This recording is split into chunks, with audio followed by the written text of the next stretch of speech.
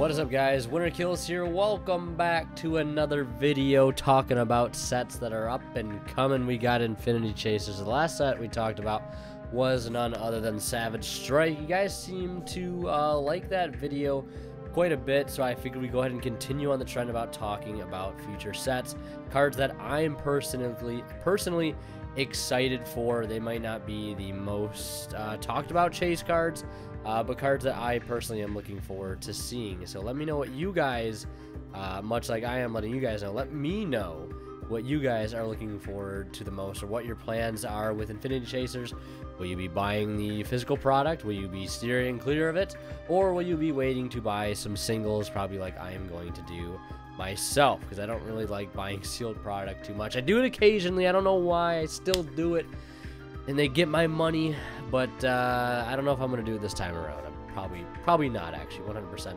Probably not going to be buying the physical set. I'm probably going to be buying singles, but as far as sealed product goes, it's probably not going to happen. So, yeah, we're talking about Infinity Chasers today, and I'm here on the Yugioh Wikia.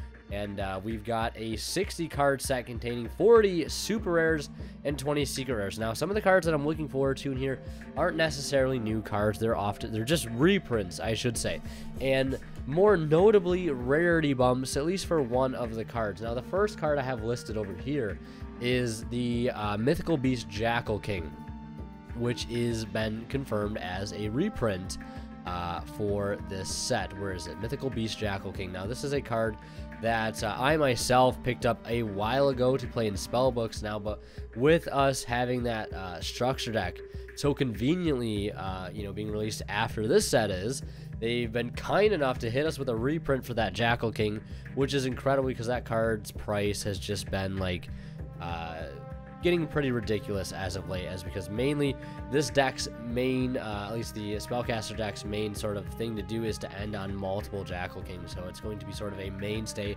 for the deck, and it's super awesome to see that we have a confirmed super rare reprint for this set.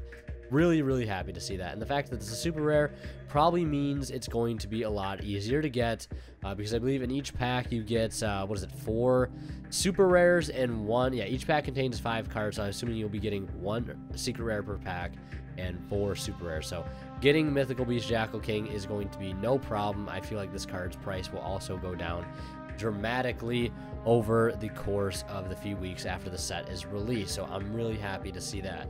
Now, another card that I'm really excited for is the Infinitrax stuff. It's not necessarily a card, but it's a group of cards, I should say.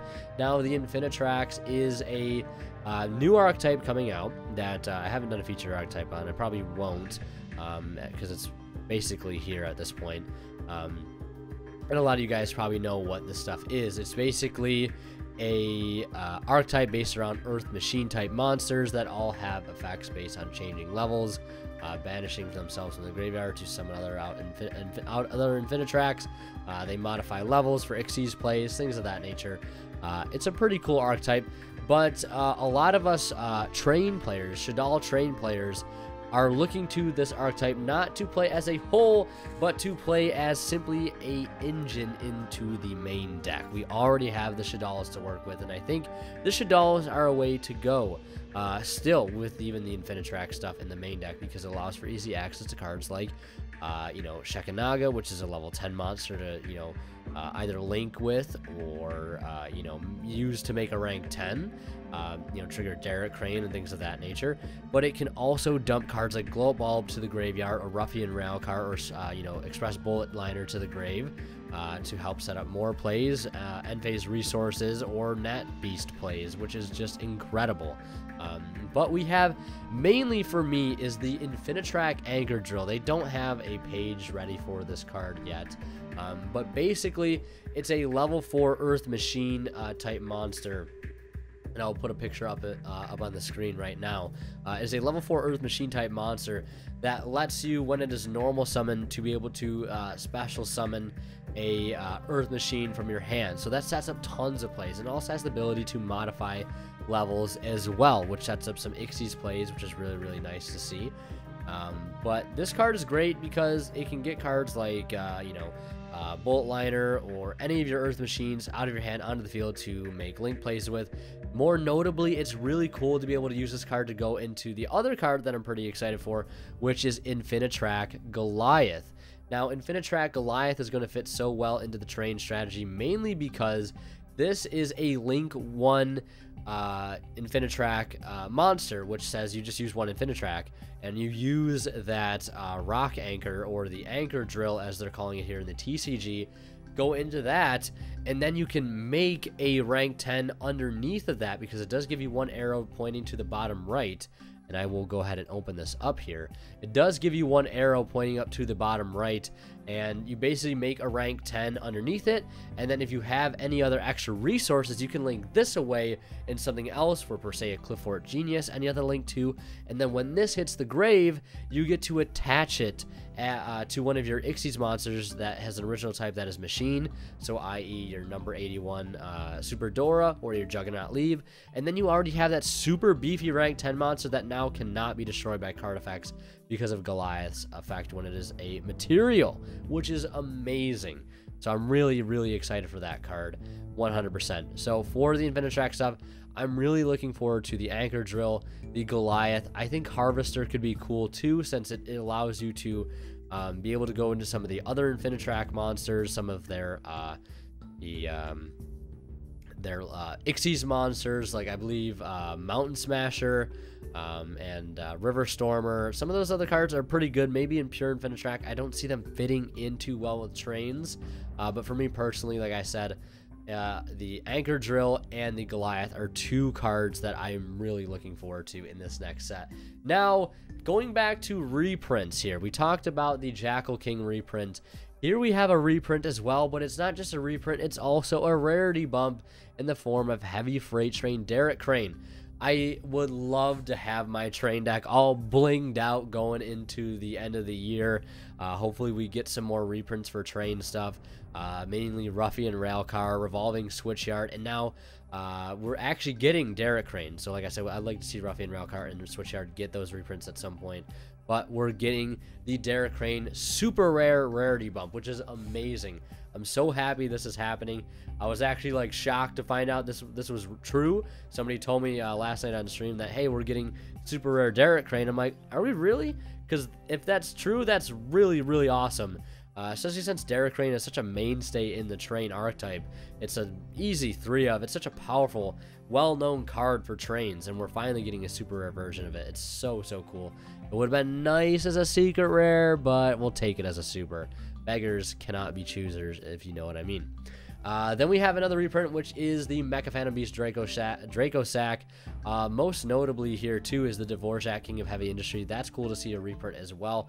This card was a former prize card. I believe it got reprinted some years after it being a prize card as a gold rare, now being in a much better rarity of super rare, so that's nice to see. But I really like Draco Sack being reprinted too, because I think it's been a long time since we've had a Draco Sack reprint.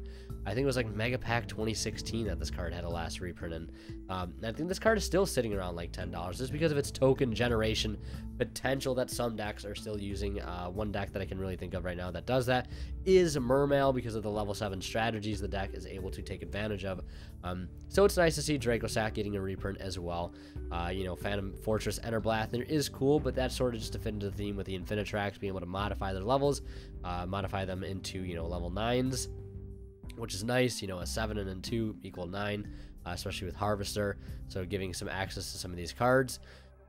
But I really like the Draco Sack reprint, although the Dvorak reprint is also really, really cool, if you ask me. Now, me personally, I'm not too much of a fan of the witchcraft stuff. I would 100% put the Evil Eye stuff over it in sort of a list of priorities, because I think the cards right now, the card pool of both decks compared, I like Evil Eye better personally, so that's just why I am looking forward to it more so than the witchcraft stuff.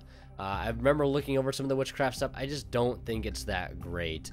Although this card, Witchcrafter Draping, is pretty cool, I have to say. It is basically a what is it, a Hate Trunade quick play spell, but it does require you to have you know, witchcraft monsters on your field to be able to sort of take advantage of that, which isn't the greatest, but it's still cool as a concept overall.